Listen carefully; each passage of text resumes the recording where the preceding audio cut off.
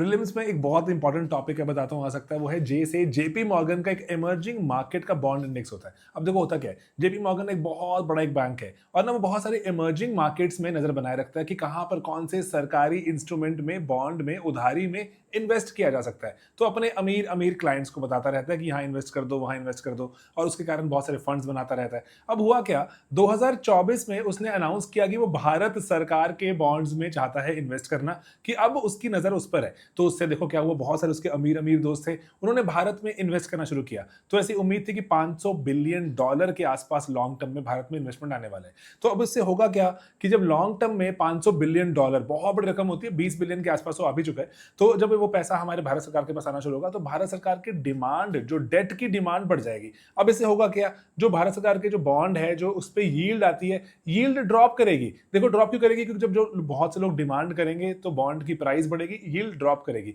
इसलिए पहला सिग्निफिकेंस तो क्या है कि अगर जैसे ही हम एमबी में, इमर्जिंग मार्केट बॉन्ड इंडेक्स में शामिल हुए, हमारी यील्ड जो ड्रॉप करेगी, तो उससे ग्रेजुअली लॉन्ग टर्म में अनअट्रैक्टिव हो जाएगा। लेकिन दूसरी बात ये भी है कि बहुत सारा जो फॉरेन वाला पैसा है ना हमारे देश में आने वाला है, तो उससे शायद रुपया थोड़ा स्टेबलाइज हो जाए। तो इसके बारे में जानकारी पड़े रखना, इको सर्वे में मेंशन भी था, और जे से जेपी मॉर्गन बॉन्ड इंडेक्स को थोड़ा और सर्च करना।